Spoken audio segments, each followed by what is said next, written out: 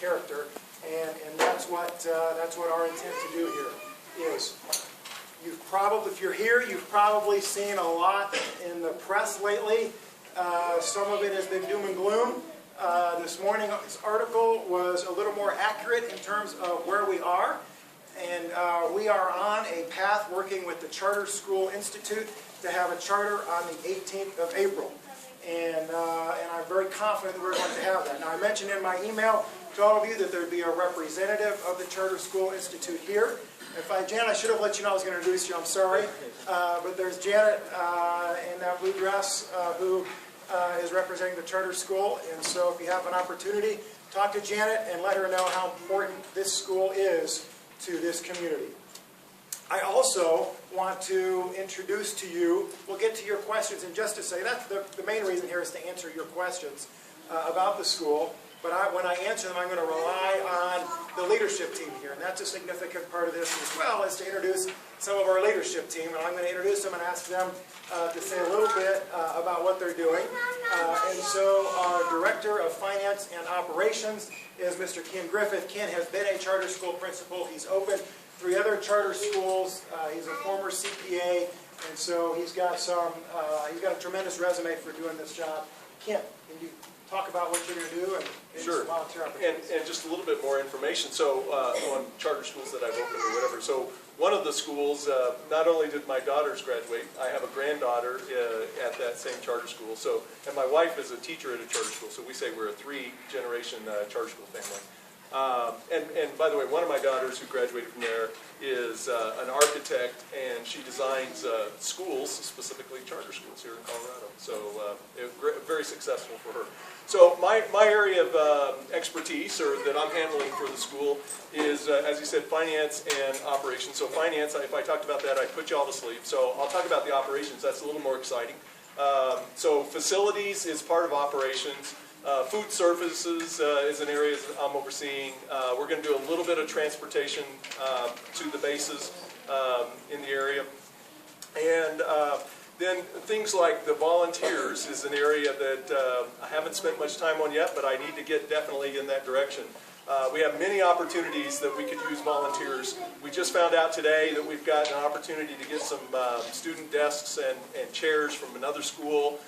Looks like they may have 400 or 500 desks, so we'll have to get those organized, moving vans, get them over to our school once we close on our facility, clean them up, things like that. But what I really need, because there's a long list of those kinds of volunteer opportunities that will occur between now and the start of school, is I need volunteer coordinators, people who love to be on the phone, talking to other people and organizing things and making it happen. And you can do that from home or wherever you happen to be, at night, weekends, anything like that. So if you're interested in coordinating other volunteers, talk to me and I'll get your contact information. Actually, we've got it. Dixie, I'm sure, has everything in the database. We'll start getting you connected with some of the projects, and then you can reach out to the rest of the community to find out who's interested. So technology is another area that I'm working on besides facilities, transportation, and food services. So the hardware side of it. One of the schools I worked with in Florida, when you get this shipment in of 200, in our case maybe 500 or 600 computers over the summer, they all have to be set up and ready for the students. So we'll have a lot of needs for volunteers in a lot of different areas, a lot of exciting areas. So I could talk on forever and ever, so I'll let you move on to the next person. Thanks, Ken.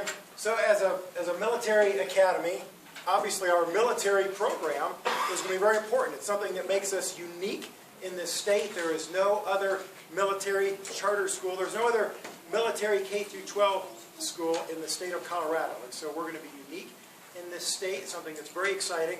But the Civil Air Patrol is going to be the foundation of our military program. I've got a teenager who is a cadet in the Civil Air Patrol program, and I know firsthand how outstanding it is in creating that discipline, developing character and integrity, developing leadership, and also giving hands-on with STEM, science, technology, engineering, and math subjects.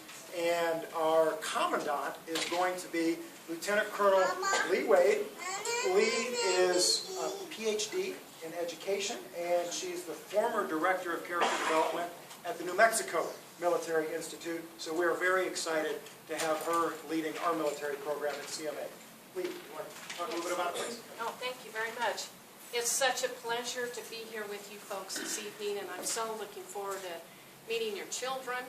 I have a real strong feeling for the Civil Air Patrol Cadet Program.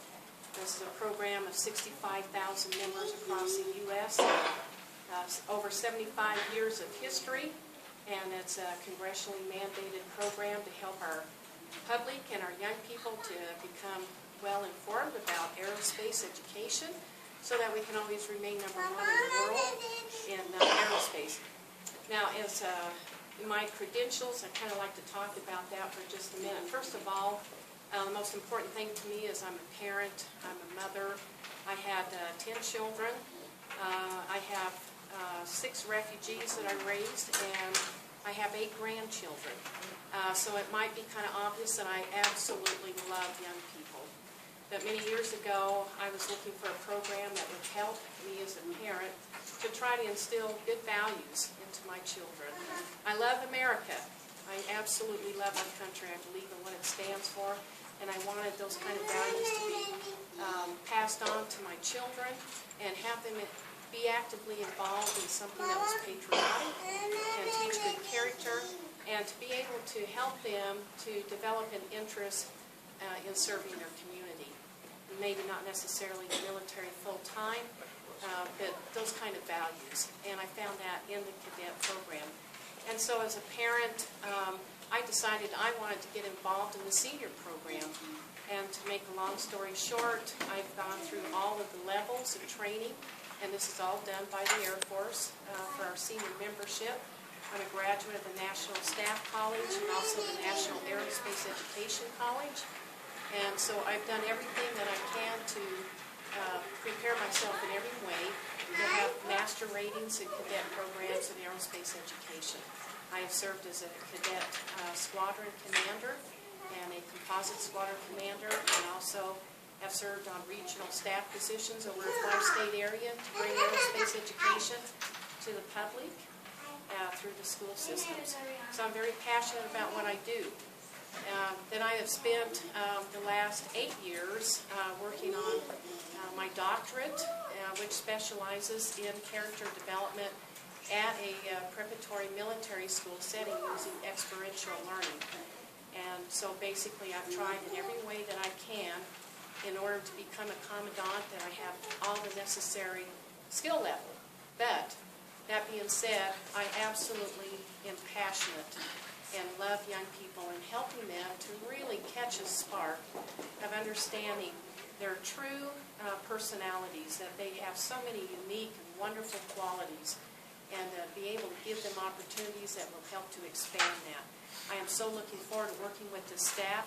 I'm very impressed with their credentials and obviously their love and passion for young people. I won't take any more of your time, but I just want you to know that your young people throughout all the grade levels are going to have a tremendous program in helping them to get excited about learning. We want lifelong learners, don't we? And aerospace education is just one of those tools that really help to spark imagination in young people. And we have a full program through all the grade levels of model rocketry, robotics, and all the way up to high school for a Saber Patriot program.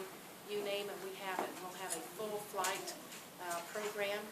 I instituted at the New Mexico Military Institute a flight program there. So we fly in gliders, hot air balloons, fixed wing, and you can also go on and perhaps get a certified flight certification as a private pilot. So there's tremendous opportunities for you young people. I'm so looking forward to working with all of you, and we're going to have a tremendous future ahead of us. Thank you. As you can tell, Lee is extremely